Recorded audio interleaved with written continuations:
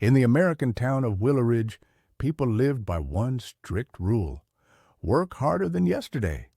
No one slowed down, no one rested, and no one dared to look idle. In the middle of all this rushed noise lived Leo Walker, the man everyone called Lazy Leo. Leo didn't wake early like the rest. He didn't sprint to chores or brag about blisters. He moved through life like time belonged to him, slow, quiet, unbothered. Most afternoons, he lay in his faded red hammock beneath the old oak tree, humming softly and watching clouds drift across the sky. Children teased him. Adults judged him. Workers shook their heads whenever he strolled by. He could do something if he tried, they said. He wastes his whole life, they muttered.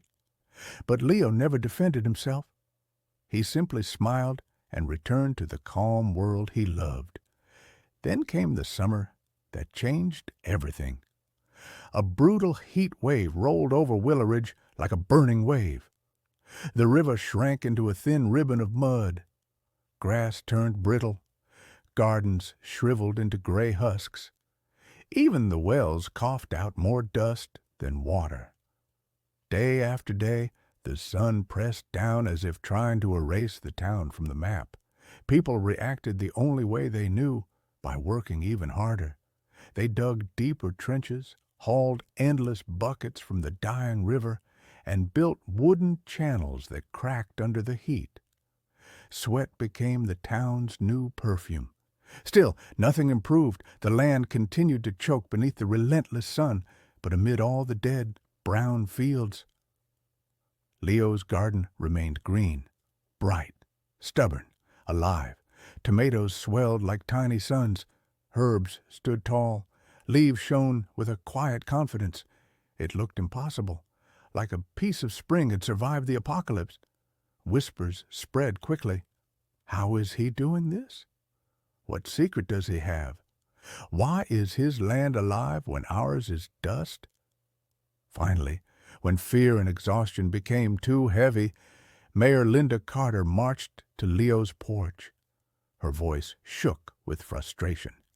"Leo Walker," she snapped, "the entire town is breaking itself trying to survive, yet your garden is flourishing. Tell me the truth. What is your secret?"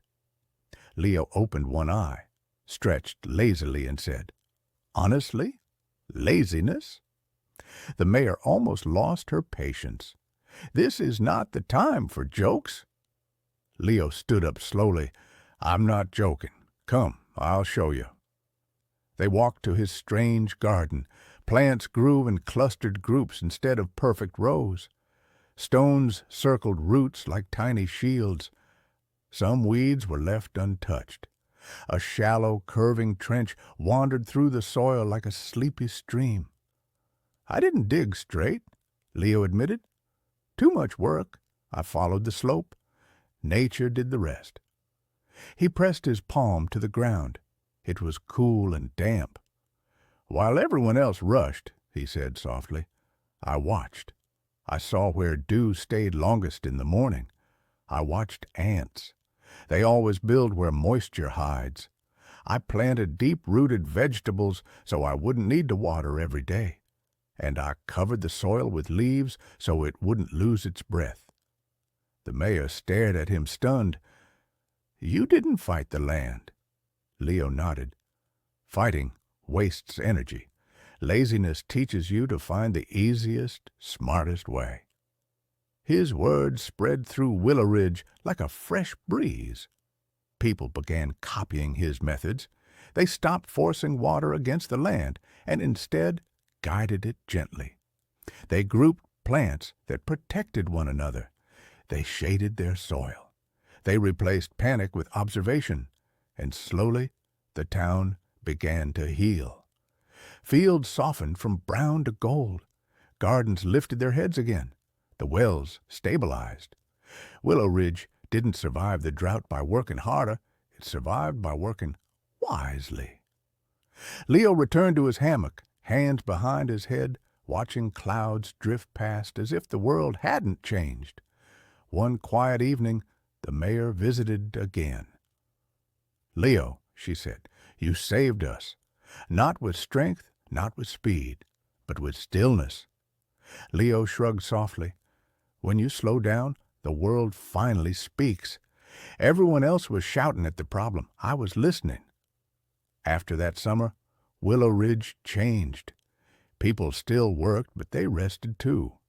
They watched, learned, and trusted the land instead of forcing it. And whenever someone bragged about being exhausted, another villager would smile and say, "Remember who saved us." Leo never asked for praise.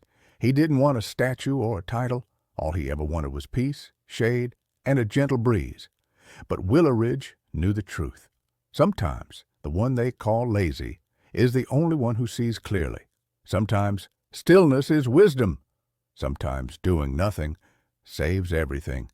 If you learned a lesson from this story, share it with your loved ones and subscribe for more like this.